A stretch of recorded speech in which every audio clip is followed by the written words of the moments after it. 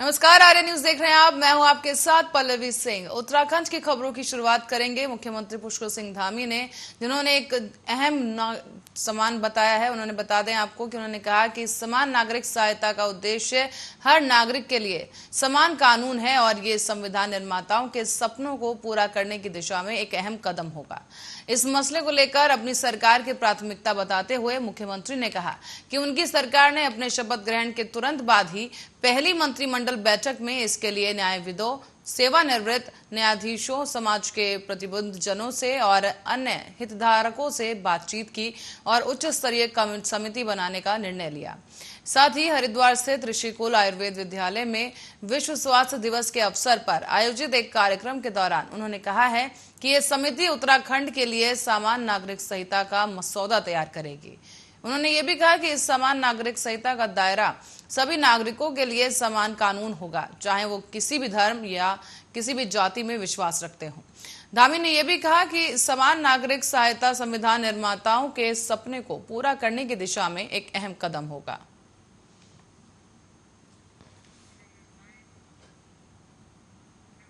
और चमोली में आगामी 8 मई को भगवान बद्री विशाल के कपाट आम श्रद्धालुओं के लिए खोले जाने वाले हैं, जिसकी तैयारियां और व्यवस्थाओं का जायजा लेने के लिए उत्तराखंड के मुख्य सचिव एसएस संधू चमोली दौरे पर पहुंचे। इस दौरान उन्होंने गोविंद घाट और बद्रीनाथ धाम पहुंचकर हेमकुंड साहिब और बद्रीनाथ यात्रा व्यवस्थाओं का जायजा लिया है। सचिव एसएस संधू हेमकुंड साहिब पैदल मार्ग पर पूलना गांव तक निरीक्षण करने पहुंचे, जहां उन्होंने इसके बाद गोविंद घाट गुरुद्वारे में बैठक कर 22 मई को सिखों के पवित्र स्थल हेमकुंड साहिब के कपाट खोले जाने की तैयारियों को लेकर अधिकारियों के साथ ये बैठक की है। बैठक में उन्होंने हेमकुंड साहिब के कपाट खुलने से पूर्व सभी व्यवस्थाओं को जुटाने के निर्देश दिए। साथ ही इसके बाद उन्होंने मुख्य सचिव ने चौपर से बद्रीनाथ धाम जाकर जायजा लिया और इसी के बाद उन्होंने बद्रीनाथ धाम में मास्टर प्लान के तहत चल रहे कार्यों का स्थलीय निरीक्षण कर समय से कार्य पूरा करने के भी निर्देश दिए। बीआरओ के अतिथि गृह में उन्होंने मुख्य सचिव ने अधिकारियों की बैठक लेते हुए ये कहा कि कपाट खुलने के बाद वो प्रत्येक महीने बद्रीनाथ धाम पहुंचकर मास्टर प्लान के तहत किए जा रहे कार्यों का जायजा लेंगे। आपको बता दें कि बीते 2 सालों से कोरोना संक्रमण के कारण सीमित संख्या में तीर्थयात्री बद्रीनाथ धाम पहुंच रहे थे।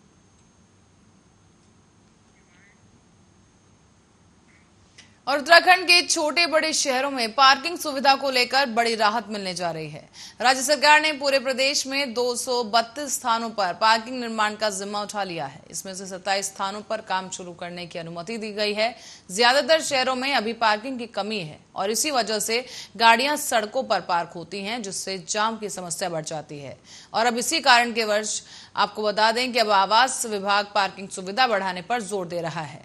विभाग प्रथम चरण में 27 स्थानों पर पार्किंग निर्माण का स्वीकृति संबंधित जिला विकास प्राधिकरणों को दे चुका है और इसके अलावा दूसरे चरण में 185 अन्य स्थानों पर पार्किंग निर्माण की तैयारी की जाएगी।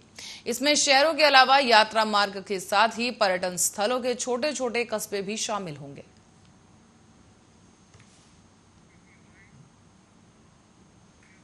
और उत्तराखंड शिक्षा मंत्री डॉक्टर धन सिंह रावत की शिक्षक संगठनों के साथ एक अहम बैठक हुई। इस बैठक से पहले ही विवाद शुरू हो गया और आपको बता दें कि इस बैठक को आज शाम विधानसभा में प्रस्तावित होना है। राज्य के शिक्षक संघ से जुड़े वर्तमान और पूर्व पदाधिकारियों ने बैठक के औचित्य पर सवाल उठाए हैं। उनका यह कहना है कि वर्तमान कार्यकारिणी अस्तित्व में नहीं है। केवल दरबारी प्रतिनिधियों को बुलाने से शिक्षक की व्यवस्थित समस्याओं पर चर्चा होना मुश्किल है। दूसरी तरफ सरकारी स्कूल शिक्षकों के प्रदेश के सबसे बड़े संगठन प्राथमिक शिक्षक संघ को अब तक बैठक की सूचना नहीं दी गई। राजकीय शिक्षक संघ के पूर्व अध्यक्ष राम सिंह चौहान और भीम सिंह ने कहा है कि मंत्री जी की पहल स्वागत योग्य है, लेकिन उन्हें हकीकत भी समझनी होगी। इस वक्त संघ में शिक्षकों का वास्तविक कोई प्रतिनिधि नहीं है। लोगों ने पिछले 5 सालों से शिक्षक शिक्षिकाओं के साथ सदस्यता शुल्क में अनियमितता की हुई है। निदेशक माध्यमिक शिक्षा के शुल्क का लेखा जोखा प्रस्तुत करने को लिखित आदेश के बावजूद भी आज तक शुल्क का लेखा जोखा स्पष्ट नहीं किया गया है।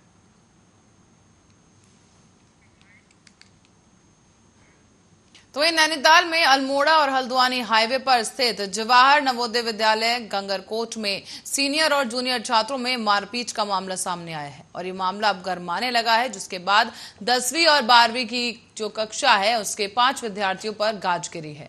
फिलहाल 5 विद्यार्थियों को स्कूल से घर भेज दिया गया है। विद्यालयों के प्रधानाचार्य ने इसकी पुष्टि भी की। लखनऊ रीजन की अनुशासन समिति ने यह निर्णय आने के बाद विद्यालय में हड़कंप मच गया है।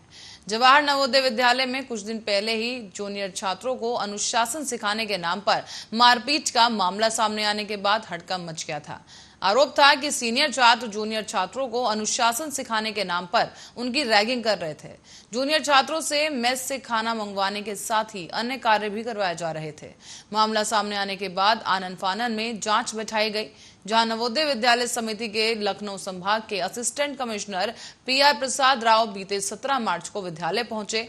बाद में अभिभावकों को भी स्कूल बुलवाया गया। साथ ही विद्यालय के प्रधानाचार्य, असिस्टेंट कमिश्नर और उप प्रधानाचार्य की टीम ने अभिभावकों के सामने करीब 40 से अधिक विद्यार्थियों की काउंसलिंग की है। बाद में आरोपों से घिरे हुए 40 में से करीब 12 विद्यार्थियों के नाम सामने आए।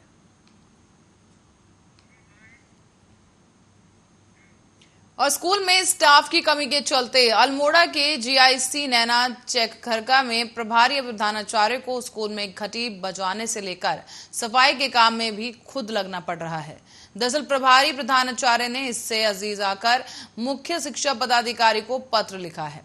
स्वयं को प्रधानाचार्य के प्रभार से मुक्त करने का उन्होंने अनुरोध किया। अगले साल सेवानिवृत्त होने वाले 59 वर्षीय प्रभारी प्रधानाचार्य का यह पत्र शिक्षा विभाग में चर्चा का विषय बन गया है। दरअसल मूल रूप से दरभंगा निवासी इंद्र कुमार झा ने अल्मोड़ा जिले के धौला देवी ब्लॉक स्थित राजकीय इंटर कॉलेज नैनी चौक खरका में 2002 में रसायन वैज्ञानिक के रूप में तैनाती ली थी। साल 2013 में झा को स्कूल के प्रभारी प्रधानाचार्य की जिम्मेदारी मिली।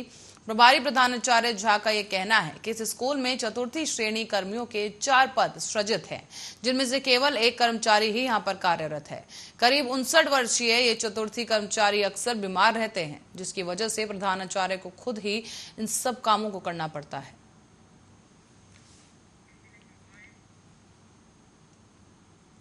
और उत्तराखंड में लोग डीजल पेट्रोल के बढ़ते दाम से परेशान होने के साथ साथ अब सब्जियों और फलों के दाम बढ़ जाने से भी काफी परेशान हो गए हैं। हरिद्वार में सब्जियों के दाम इतने अधिक बढ़ चुके हैं कि अब आम आदमी को इसे खरीद पाना मुश्किल हो गया है। यहाँ सभी सब्जियां 50 और 60 रुपए किलो से ज्यादा ही बिक रही हैं। साथ ही 200 से लेकर 250 रुपए किलो तक बिक रहा है सामान। और कुछ ही दिनों पहले नींबू 100 रुपए किलो बिक रहा था। आपको बता दें कि गर्मियों के मौसम में नींबू की मांग बहुत अधिक बढ़ जाती है। ऐसे में लोग नींबू नहीं खरीद पा रहे। हरिद्वार के एक सब्जी विक्रेता ने बताया है कि लगभग सभी सब्जियों के दाम बढ़ा दिए गए हैं। तो वहीं आपको ये भी बता दें कि महंगाई की वजह से आम आदमी का बजट बिगड़ गया है और लोगों के लिए अपना घर चलाना मुश्किल हो रहा है। हरी सब्जियों के दाम बढ़ने से अब लोगों के किचन में हरी सब्जियां मुश्किल से ही दिखाई पड़ रही हैं। हरिद्वार में लौकी 30 से 35 रुपए किलो पर बिक रही है, जबकि दूसरी तरफ दिल्ली की गाजीपुर सब्जी मंडी में नींबू 180 रुपए का आंकड़ा छू गया है। आपको बता दें कि देश के कुछ हिस्सों में तो नींबू 300 से 400 रुपए किलो तक बिक रहा है।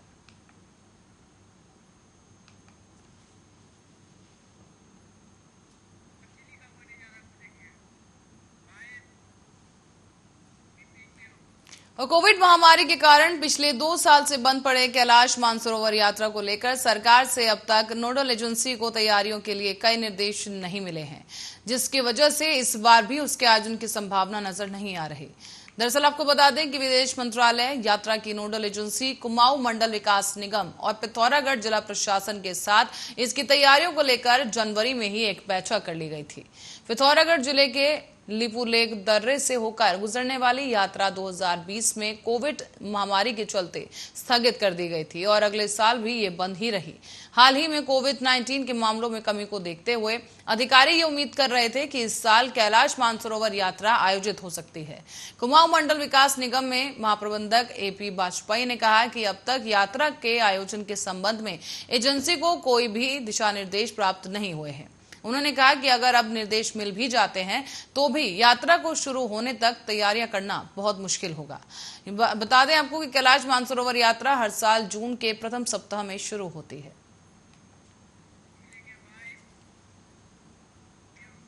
तो वहीं हरिद्वार में भी अब घर घर में क्रिकेट मैच देखा जा रहा है। क्रिकेटर्स की सराहना भी की जा रही है। गुरुवार को श्री पंचायती निरंजन अखाड़े में साधु संत भी क्रिकेट खेलते हुए नजर आए।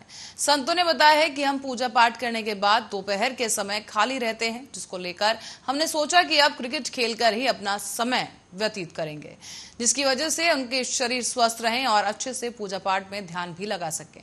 संतों का यह कहना है कि शरीर को स्वच्छ रखने के लिए और खाली समय को व्यतीत करने के लिए हम ये क्रिकेट खेल रहे हैं। उन्होंने बताया कि खाली समय में क्रिकेट खेलने से जहां शरीर में फिटनेस बनी रहती है, तो वहीं समय का सदुपयोग भी किया जा सकता है। खेल के दौरान कुछ संत अच्छे शॉट्स लगाते और बॉलिंग करते भी नजर आए। संतों ने लोगों से अपील की है कि क्रिकेट को खेल के भावना से ही खेलें, इस पर सट्टा वगैरह ना लगाएं। क्रिकेट खेलने से शरीर स्वस्थ रहता ही है, साथ ही आपस में प्रेम भी बना रहता है।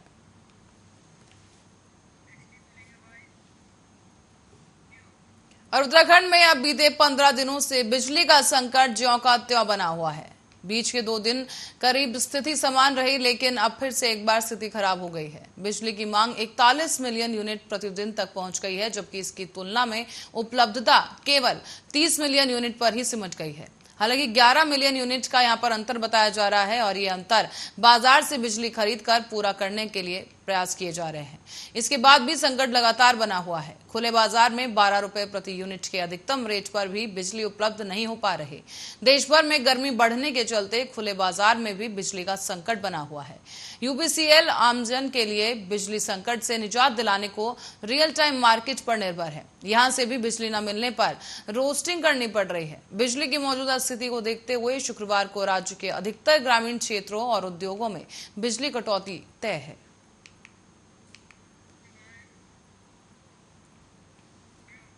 तो वहीं आपको बताते चलें कि अब धमसिंह नगर जिले में खटीमा कोतवाली क्षेत्र के झनकट स्थित बैंक ऑफ बड़ौदा में तमंचा और चाकू की नोक पर 2 लुटेरों ने बैंक के 4 कर्मियों को बंधक बनाकर 4,83,010 रुपए लूट लिए हैं।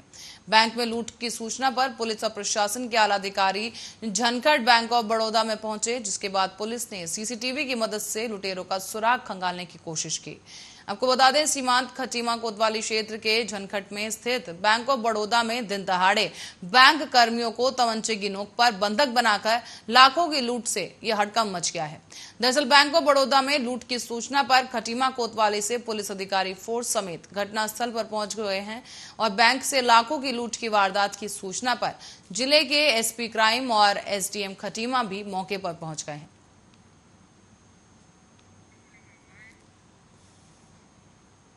तो वहीं आपको बताते चलें कि 4 धाम की यात्रा एक बार फिर से शुरू होने जा रही है।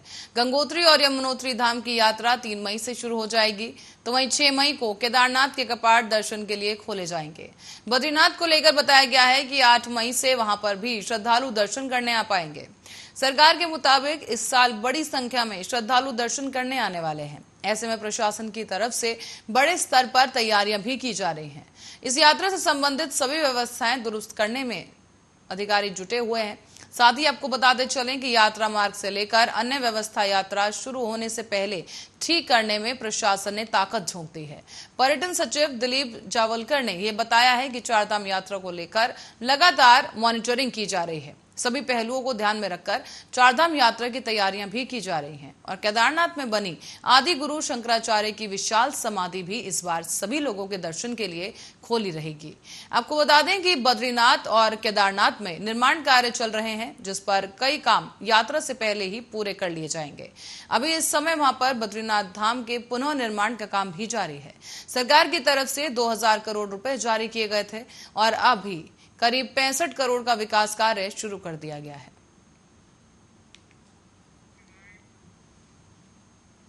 और ऋषिकेश से एक दिल दहला देने वाला मामला सामने आया है, जहां पर एक घर में आज एक गुलदार घुस आया। इसके बाद लोगों में अफरा तफरी मच गई। तो वहीं गुलदार के घुसने की सूचना तत्काल ही वन विभाग के अधिकारियों को दे दी गई।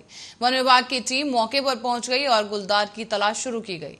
हालांकि टीम जब गुलदार को पकड़ने का प्रयास कर रही थी, तभी रेंजर पर उसे पंजे से उसने हमला कर दिया। रेंजर को अस्पताल में भर्ती कराया गया। तो वहीं गुलदार के खेत में छिपे होने की बात कही जा रही है।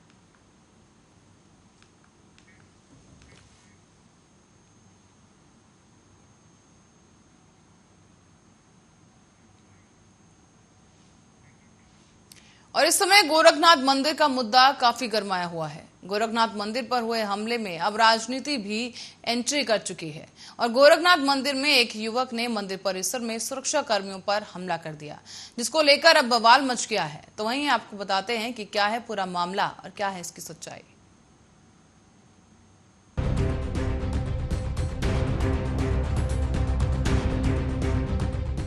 सबसे पहले तो आप देखिए किस तरह से युवक द्वारा हमला किया गया है।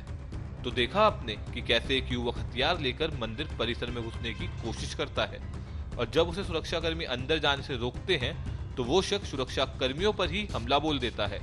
युवक को काबू करने के लिए लोगों की भीड़ भी देखी जा रही है, लेकिन ये शख्स भीड़ पर भी हमला करने की कोशिश करता है। खैर, युवक को जैसे तैसे काबू में कर लिया जाता है, लेकिन इस दौरान 2 सुरक्षाकर्मी घायल हो जाते हैं और सुरक्षा कर्मियों ने युवक को मंदिर के अंदर नहीं घुसने दिया, जिसको लेकर सुरक्षा कर्मियों को बहादुरी के 5 लाख रुपए का इनाम भी दिया गया है। और वहीं यूपी के सीएम योगी आदित्यनाथ ने घायल सुरक्षा कर्मियों से मुलाकात भी की है। तो चलिए अब आपको उस युवक के बारे में बता दें कि वो युवक है कौन। हमला करने वाले युवक का नाम मुर्तजा बताया गया है। हमलावर ने IIT मुंबई से ग्रेजुएशन की हुई है और इसके अलावा हमलावर 2 बड़ी मल्टीनेशनल कंपनी में काम भी कर चुका है। और वहीं जब आरोपी के पिता से बात की गई तो आरोपी के पिता ने बताया कि उनके बेटे की मानसिक स्थिति ठीक नहीं है और मानसिक रूप से वो बीमार है। लेकिन इस मामले की जांच ATS और STF कर रही है और जांच एजेंसी ने युवक के बारे में कई खुलासे भी किए हैं। पुलिस ने युवक का आतंकी कनेक्शन भी बताया है और इस हमले को आतंकी साजिश से जोड़कर भी देखा जा रहा है। और वहीं आला अधिकारियों ने युवक के बारे में बताया कि उसने YouTube चैनल पे कई आतंक से जुड़े वीडियो भी देखे थे। और वहीं जांच एजेंसी द्वारा अहमद मुर्तजा के खिलाफ कई सबूत भी मिले थे। लेकिन अब इस मामले में नया मोड़ आ गया है, जहां पर हमलावर अहमद मुर्तजा ने अपने कबूलनामे में कई बातें कबूली हैं। वहाँ से नेपाल चले जाएंगे, नेपाल में मतलब किस बात का डर था तुम? कुछ है क्या प्रॉब्लम? पुलिस इन्वेस्टिगेशन से डर रहे, माइंड में है। किस चीज़ का? कोई बात हुई है, कोई इंसिडेंट नहीं, हुआ वो है? तो मेरे बड़े पापा कह रहे थे कि क्या है, सोचो कुछ भी हो गया, मतलब प्राइवेट हो गया हो क्या, या कुछ भी सोचो, हमारे पिछली शादी हो गई, उन्होंने कुछ केस किया है, क्या आप सोचना दिमाग लगा रहे हैं क्या हो सकती है। हमारा नहीं है, कुछ लग नहीं रहा है, एक ही लग रहा है। फिर पापा गए तो पापा आए थे उस टाइम किराएदारी का काम करके, तो उसमें वही थे तो कहने से कुछ सीरियस लग रहा है कुछ। नहीं, ठीक है, पुलिस की कोई बात नहीं। वहाँ रहने की क्या जरूरत है? हम सोचे कि फॉर इमीडिएट पर्पस ये है कि किसी और के घर जाओ और फिर कोई भी ट्रेसेबल ना हो। तमाम थाने हैं, चौकी है, वहाँ जाने के। कल वहाँ क्यों गए थे मंदिर में? हुआ क्या कि हम जब नेपाल में गए थोड़ा खड़ा होने जा रहे थे नहीं। पुलिस के लिए, तो उनको एक खुरपी, हमने पूछा खुरपी, तो खुरपी के लिए बताया अंदर कोई कटरे में दुकान, वो मैंने लिया और एक और बड़ा वाला जैसे किए थे वो लिए। दोनों सामान लेके हम टेम्पो पे चढ़े, 450 से 500 रुपये का सामान था। टेम्पो पे चढ़े, टेम्पो से नौगढ़ है, शेयर टेम्पो में नौगढ़ से जो है उसने कहा कि हम आपको रिजर्व में गोरखपुर पहुँचा देंगे। तो हमने कहा भाई ठीक है, गोरखनाथ में रुकवा देना। तो वहीं पुलिस है, उसी पे हम कुछ अपना कर देंगे, फिर हम भी चले जाएंगे, तमाम हो जाएगा, हम भी ना हम रहेंगे ना कोई। तो इस तरह से हमारे थॉट्स बहुत से एंगल से हम सोच रहे थे जस्टिफाई करने का कि ऐसा भी है कि हाँ भाई देखो CNRC भी कर रहे हैं तो गलत हो रहा है ना। हमारे साथ जो गलत हुआ वो तो ड्राइविंग फैक्टर है ही, तो उसको मैं दिमाग में जो हूँ जस्टिफिकेशन, उसके मतलब कोई काम करने से पहले आदमी जस्टिफिकेशन भी तो बनाता है, उसको मैं जस्टिफिकेशन दे रहा था। देखो मुसलमानों के साथ जुल्म हो रहा है, कोई कर्नाटक में ये हो रहा तो हम अब कोई नहीं करेगा। तो मतलब उस तरह से मैं सोच के मैं बोला कि अब फिर थक गया सोच में, बोला कर ही दो भाई, हम ये बीड़ा उठा ले मतलब हम मतलब अब हाँ यही सब कुछ लेके किसी न किसी को तो करना पड़ेगा। हाँ यही सब सोच के जो है हमने मतलब हमारे को फ्यूचर दिखते कि हम ऐसा नहीं था कि हम अपने घर से निकल के आए थे। हम अपने घर से तुम निकल के आए नहीं, हम सुकून से कर रहे थे, घर से निकल के आके मानो हमको ऐसा डेस्परेशन सवार हो गई, उसमें आंखें मेरी पूछ गई। नेपाल में भी थे, सो नहीं पाए थे लोग, जहाँ भी जहाँ पूछ रहे थे कहाँ से आए कहाँ से आए, तो हमको लगा कि हमको यहाँ कहीं फ्यूचर ही नहीं है। आप देखिए हमने यहाँ तुम कहाँ पर अपने घर बताया? 7 पार्क रोड। 7 पार्क अभी आप देखिएगा हमने नोट्स में लिखा है कि मर्सिडीज 5000 रुपये का टॉफी इधर ये सब सारा का सामान सेवन खरीद पार्क रोड करके कहाँ यहाँ पे? कारवां स्कूल के बगल में कारगिल के बगल में। तो लिखा था, उस हमने इरादा किया था कि, लेकिन मेरी हिम्मत टूट बैठ जाओ, गई। मेरी हिम्मत जांच एजेंसियों के दावे के मुताबिक उसका कहना है कि मुसलमानों के साथ गलत हो रहा है, CAA NRC भी गलत है। बस इसी गुस्से में उसने पुलिस कर्मियों पर हमला कर दिया। मुर्तजा से लखनऊ में कई एजेंसियां पूछताछ कर रही हैं। आरोपी मुर्तजा अब्बासी ने पूछताछ के दौरान कहा, टेम्पो पर चढ़े, हमने कहा गोरखनाथ मंदिर पर ही उतार देना, पुलिस है वहां, उसी पर हम हमला कर देंगे, कुछ फिर चले जाएंगे, काम तमाम हो जाएगा मेरा। उसने कहा, बहुत से एंगल से हम सोच रहे थे। CAA NRC का जिक्र करते हुए मुर्तजा ने कहा, मेरे दिमाग में बस यही चल रहा था, कोई काम करने के पहले आदमी उसके बारे में सोचता है। मुसलमानों के साथ गलत हो रहा है तो हमने सोचा अब कर ही दो भाई। नेपाल में भी हम सो नहीं पाए थे, कर्नाटक में भी मुसलमानों के साथ सही नहीं हो रहा। तो वहीं अब इस मुद्दे में राजनीतिक पार्टियों की भी एंट्री हो चुकी है। अहमद मुर्तजा को लेकर समाजवादी पार्टी के अध्यक्ष और यूपी के नेता प्रतिपक्ष अखिलेश यादव ने इस पर अपनी प्रतिक्रिया भी दी है। सपा अध्यक्ष ने संवाददाताओं से कहा, जो जानकारी आ रही है उसके पिता ने जो कहा है उसके हिसाब से उसे दिमागी समस्याएं थी, उसके साथ बाइपोलर इश्यूज थे। मुझे लगता है वह पहलू भी देखना पड़ेगा। बीजेपी तो वो पार्टी है जो बात को ना जाने कितना खींच देती है। और वहीं अखिलेश यादव के इस बयान को लेकर यूपी के डिप्टी CM केशव प्रसाद मौर्य ने भी पलटवार किया है। उन्होंने साफ कहा कि समाजवादी पार्टी के मुखिया आतंकियों का हौसला बढ़ाने के अपने काम में लगे हैं। उन्होंने कहा कि सपा प्रमुख अखिलेश यादव और समाजवादी पार्टी का हमेशा से आतंकवादियों से गहरा रिश्ता है। उन्होंने 2013 के आतंकी हमलों के मामले वापस ले लिए थे। गोरखनाथ मंदिर पर हमला सामान्य नहीं है, यह बहुत गंभीर है। मैं आतंकवादियों का मनोबल बढ़ाने के उनके प्रयासों की निंदा करता हूं। अखिलेश यादव को जानलेवा हमले के मामले में एक आरोपित खुलेआम टिप्पणी नहीं करनी चाहिए। वह पूर्व CM है। हमारे सुरक्षा कर्मियों ने उस आतंकवादी संगठनों से जुड़े होने के बाद अपनी जान जोखिम में डालकर पकड़ लिया है। उनका बयान निंदनीय है। अब तो तय है कि समाजवादी पार्टी आने वाले समय में समाप्त पार्टी बन जाएगी। अब देखने वाली बात होगी कि जांच कहां तक जाती है और क्या सच में हमलावर का कनेक्शन आतंकियों से मिलता है या नहीं, और क्या भारत के ऊपर सच में कोई आतंकी हमले का खतरा मंडरा रहा है। ब्यूरो रिपोर्ट आर्य न्यूज। और इसी के साथ ही फिलहाल के लिए बुलेटिन में इतना ही। आप देखते रहिए आर्य न्यूज।